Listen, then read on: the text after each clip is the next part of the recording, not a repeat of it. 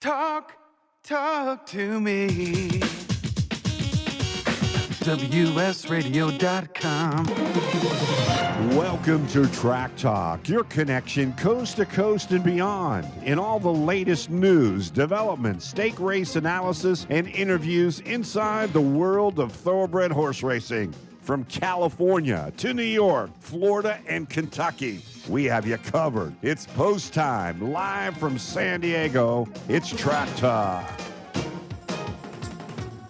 And we welcome you from a San Diego, California studio known as the WS Radio Network across the country and worldwide. We are on this Saturday, a top of the morning from all of us here to all of you out there on a very interesting week, to say the least. But the show goes on as we move forward, and we hope that you are safe from the Corona-19 virus that is the mainstay in everyone's conversation. So our thoughts are with you on this Saturday morning from all of us here at the WS Radio Network. You know what I was looking at? I was looking at the jockeys that are all convened down there. Is just like a who's who of jockeys right now. You got Florent Giroux, Joel Rosario, you have Joe Talamo, you have Ricardo Santana Jr., you have Corey Lannery, you have Miguel Mena. Guys that are, trying to perfect their craft. Our man Tyler Bays is there. David Cohen, who was injured back in New York, moved his tack out to the Midwest, and he's got his business going. And we've got the best one of them all. You know that, Tommy D. We got the best jockey of them all right now. He's joining us, my pal, Laffit Pincay Jr. Laffit, at top of the morning, how are you, my friend? I'm doing well, Felix. How are you? Good. Laffit, I have a problem with you. Okay. I have a problem. You only won 9,500 races, okay? I mean, what? You couldn't get 10,000? That's what I wanted to. I mean, I would go as long as I was healthy. I would have kept going. So I would have loved to get to 10,000, but unfortunately I couldn't. Laffit Pincay Jr. joining us. Laffit, did you ever think, growing up in your native Panama, that, you'd win over 9,000 races on a professional circuit? No way, Felix. I wanted to be a baseball player, That's what I wanted to be. Really? What position? Second base. Second base. What, you didn't like shortstop? Yes. I play shortstop sometimes, but second base was my favorite. And but they told me I was too little. I represent Panama in Nicaragua as a little league, and we were champion. And when we came back, the trainer told me that I should be a jockey like my father. I didn't even know my father. I remember seeing him when I was very, very small, like 3 or 4 years old. But we were very poor, and I wanted to do something to help my mother. We were very struggling, and I had to convince her, and finally she let me go to the racetrack and try to become a jockey. And I have heard about all the jockeys like Braulio Baeza and Jacinto Vázquez. I have come to this country and done very well, Manuel Icaza. And I have heard about Bill Shoemaker, too. And, that's everybody's dream, every jockey's dream from Panama to come to this country and ride, So I had that opportunity. I don't want to talk about your riding ability right now. I don't want to talk about you as a jockey. I want to talk about you as a young boy in Panama. Like, who was your idol in baseball? When you went out and played Sandlot baseball, was it Willie Mays, Mickey Mantle? Who was it? Oh, Mickey Mantle, definitely Mickey Mantle. Mickey, yes. You were always Mickey Mantle back in your Panama. No, but even if I was a pitcher, I was Mickey Mantle. You were Mickey Mantle. Yeah. Did you ever meet Mickey Mantle? No, I never had the pleasure to it, but I would have loved to. Yes, yeah. All right, so then all of a sudden you become a jockey, and then there's a man named Fred Hooper who that was over in your country, and he was with a friend of his, and he saw you ride, I believe, or I don't know how that went down, but they brought you I think they brought you to Chicago, correct? Yes. So the first day that you ride from your native Panama at Arlington Park, the first day you ride, you win 7 out of your 9 races that are run at that track? No, that's wrong. That's No. wrong. Yeah. Mr. Hooper heard from me. He was in Miami, and he heard from me from the guy, Mr. Navarro. He was running the racetrack over there. He was the general manager over there At Arlington Park. In Hipódromo Presidente Ramón in Panama. I got you. Yes, and he came to my house and asked me if I was interested in meeting Mr. Hooper. That he wanted to meet me, and I said yes. That was to me a big opportunity to come to this country. So we flew to Miami, and I worked a couple of horses for him, and he was very, very happy. And we signed a contract for 3 years. So I went back to Panama to wait for my papers and to get fixed. My paper get fixed. So, and then when I came to Chicago, I won my first race on a Philly Conti Teaches Art. That was I think it was on a Saturday. We didn't race on Sunday in those time. And then I think Monday, I rode in a big race for Mr. Hooper. Can't remember the name of the horse. Oh, Olympia Site, something like that. Olympia Site, and he won a $30,000 stake, and I was so happy, that. But yes, and then I started, from then on, I started winning more and more races. Who was your biggest influence in regard to as a American jockey? Like, did you have your own style? Did you look up to anybody else? Your buddy Alvaro Pineda. He was a jockey that tragically got killed in the starting gate at Santa Anita, but that affected you just so. Oh, I mean, I know that you guys were best friends. I mean, did you look up to him? Who was, when you came to this country, who'd you look up to? Well, let me tell you, when I came from Panama, I started riding in Chicago. I even though I was the leading rider over there and I was winning all the races, I was doing really well.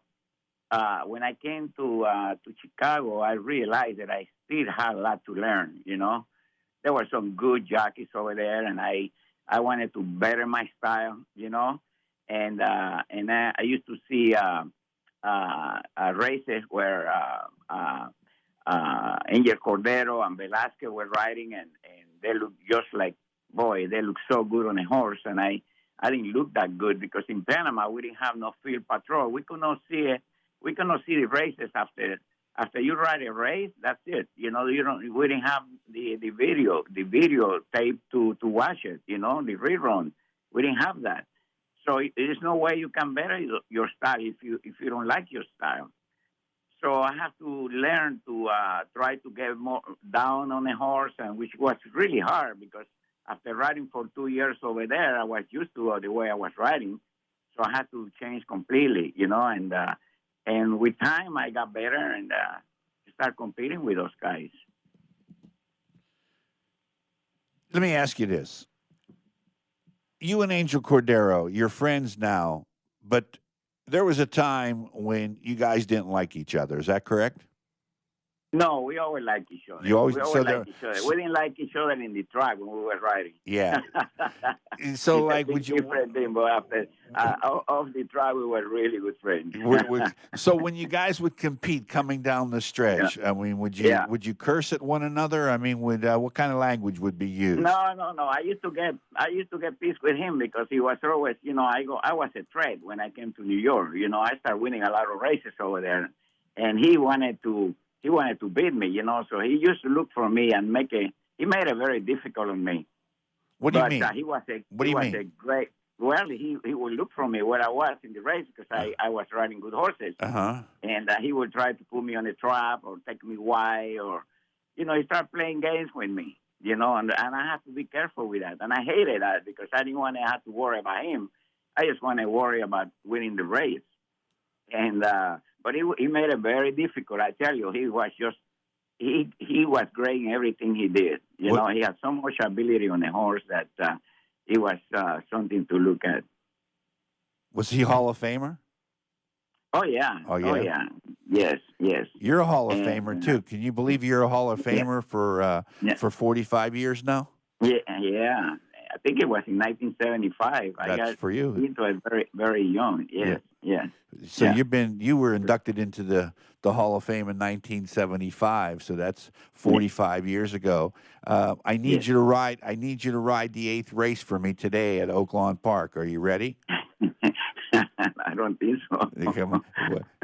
So only if it's 5, 8, 7 miles, and you have the ambulance to pick me up after the race. No, don't say that.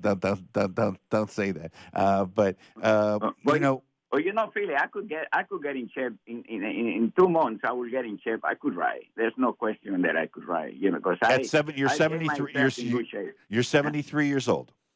I'm 73 years old, but and I'm you can in good shape. Oh yeah, definitely. Yes. Oh, yeah. I could ride a horse, and in 2 months, if I really started working out every morning and going to the track, and of course, with the weight being higher now, I didn't have to lose that much weight, So I won't be weak like I used to be when I was riding sometimes. So in 2 months I could ride. I could really easily ride. I know that. How much you weigh now?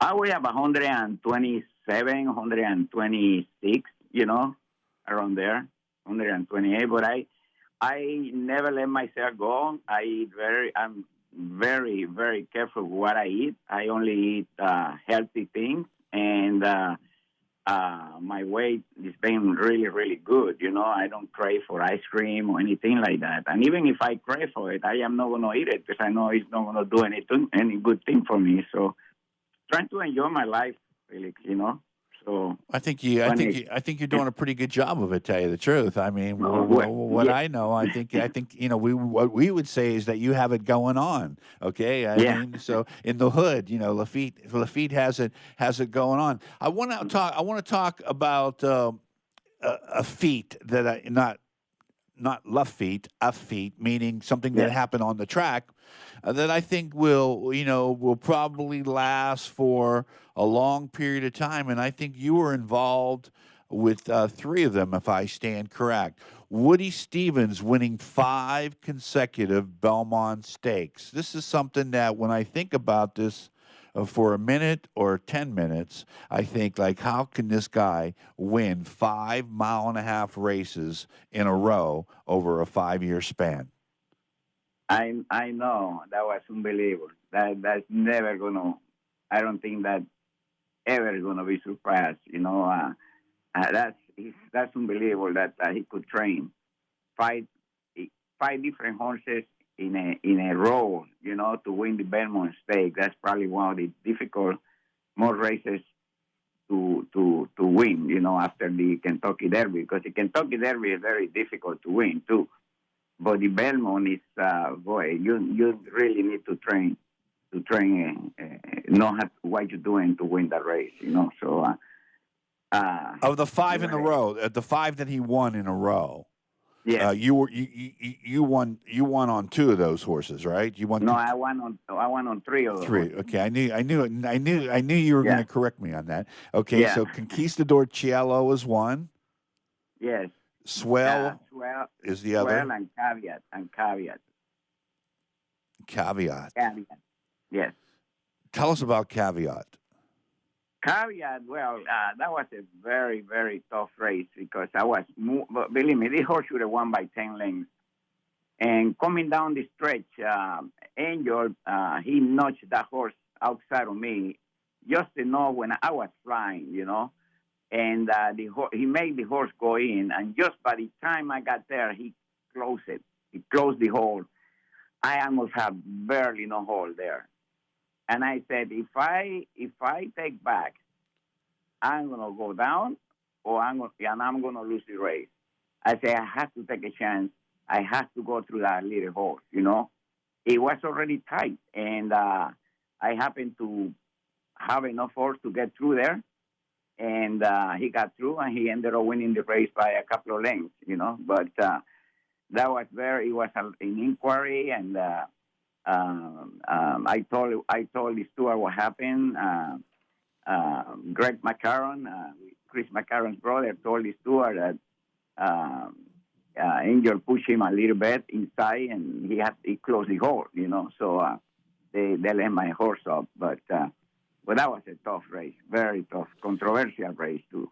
You were on so many tough horses. I mean, you were in so many beautiful horses. You've always said Affirmed was the smartest horse you ever were on. and the best horse. And the best horse. I mean, this is. To make a claim like that, it's a pretty difficult. But you've always been adamant in regard to Affirmed. Tommy D, are you still with us for Laffit Pincay Jr. on a Saturday? Always great to talk with Laffit, Tommy D.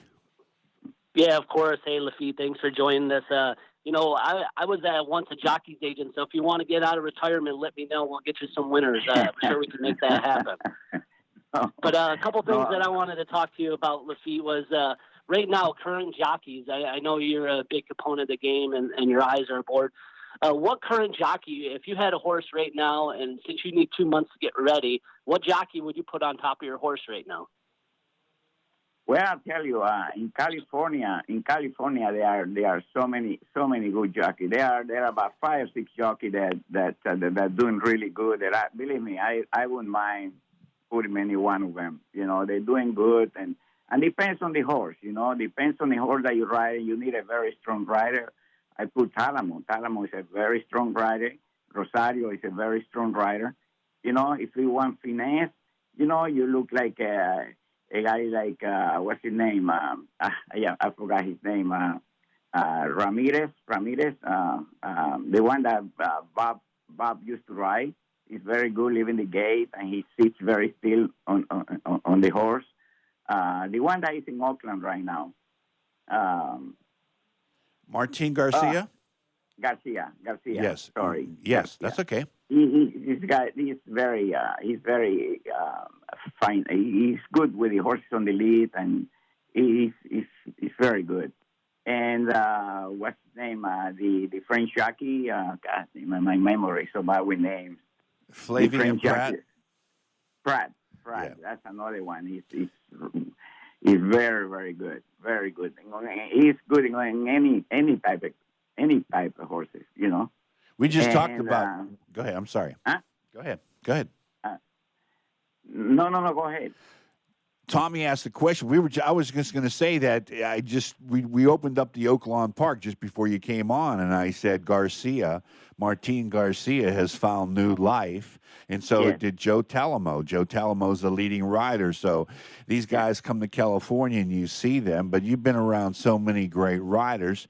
I think it would be safe to say that you, Laffit Pincay Jr., were in a jockey colony that could have been the all-time best ever in the history of horse racing. When you think about being in the room with an Eddie Delahousse, a Willie Shoemaker, a Chris McCarron, a Gary Stevens, a Patrick Valenzuela, a Sandy Hawley, a Donald Pierce, a Fernando Toro. It goes on and on and on. I mean, those guys didn't give you too many races. You had to earn every win that you got, I would think, right?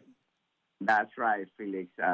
Not only these guys were great at what they're doing, they have the ability, and the difficult thing about those times is those guys, they all had different styles. They all had their style, and they were all successful. You know what I mean? Yep, and absolutely. It was hard, you're in a race, you're laying second or third, and Patrick Valenzuela is in front, and you know that if you don't attack him early, he's gonna go the whole way. And sometimes if you attack him early, and you go by him, and here come and you move too soon, and here come De La Housea, and there you are at the end, So, yeah, or Chris McCarron, one of those guys, Mike Smith, So you have to just time it right, and sometimes it was difficult to make a decision to what you were going to do. Whether I move too soon or whether I move too late. Where'd you get the nickname the Pirate?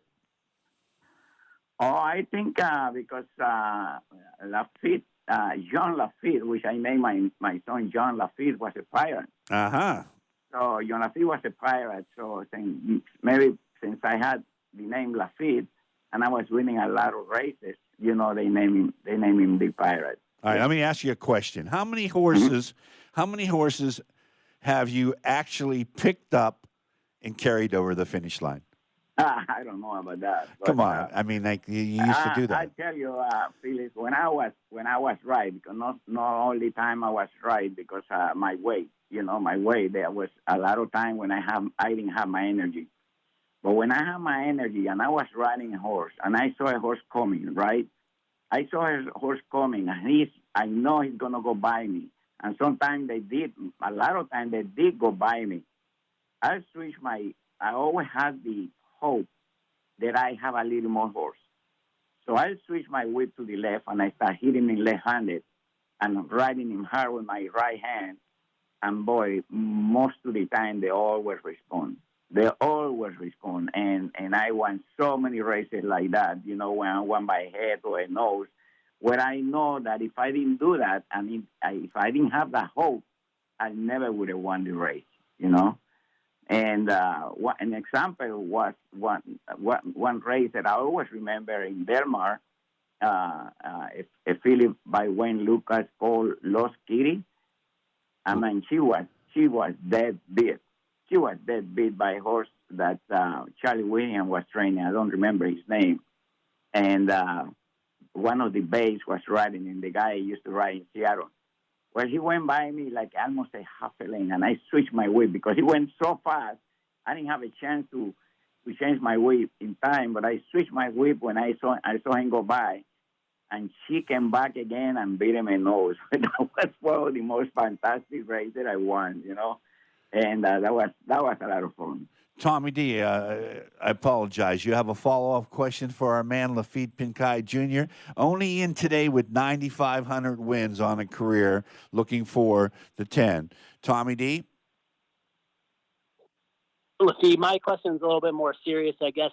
Seeing horse racing, I know you saw Hollywood Park closed down where you were the king of Hollywood Park. They actually have the award named after you.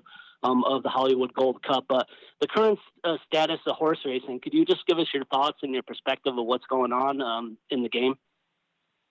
Well, definitely, yes.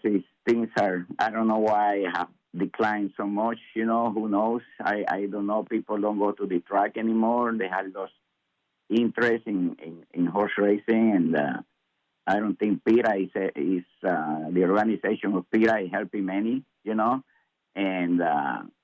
and it's just been in decline, and hopefully it will change, and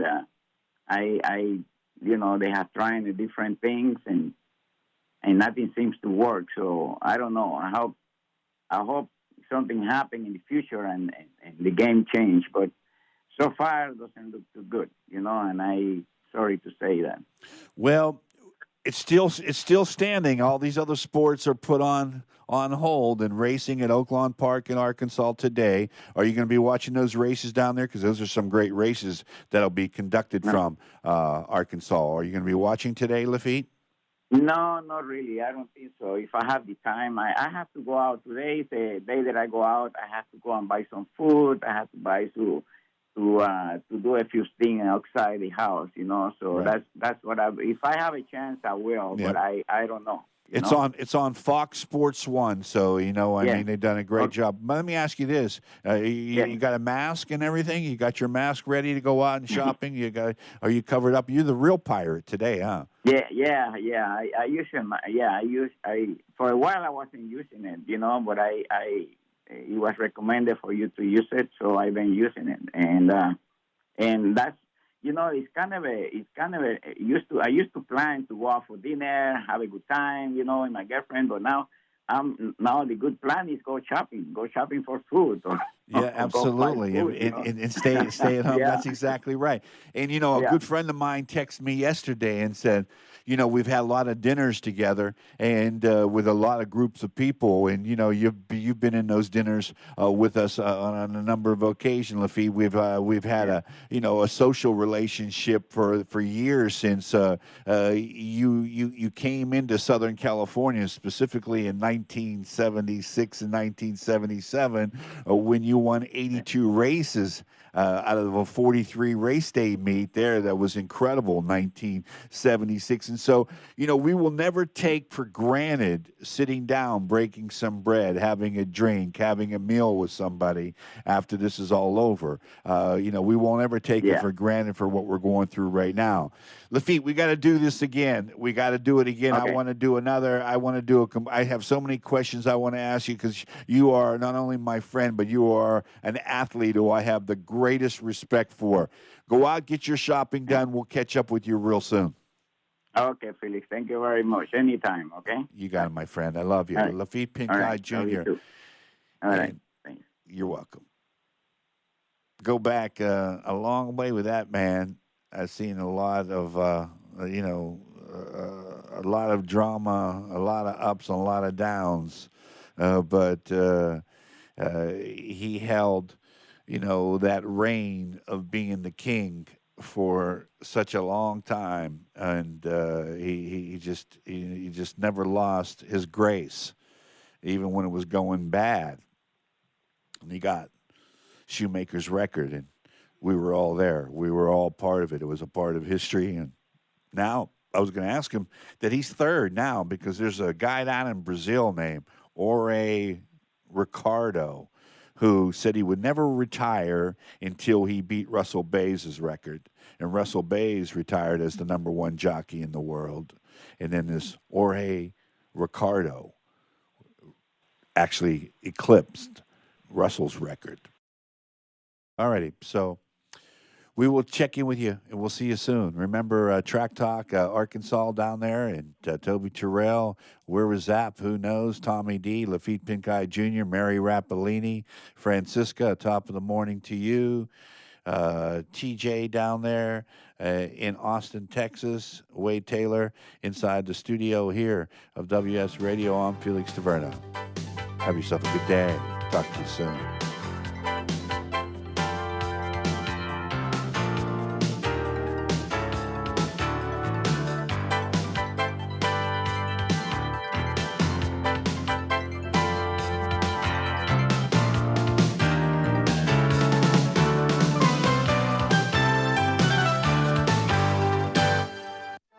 Have you tried DRF Formulator PPs at DRF.com? Take your handicapping to the next level with premium features not found in DRF Classic PPs, including one-click access to complete race charts, full-screen video replays with both standard and head-on views, add your notes for a card, horse, or trip, and access from any device. View Timeform US pace figures, get customized printing options, and so much more. Try DRF Formulator PPs today at drf.com/PPs.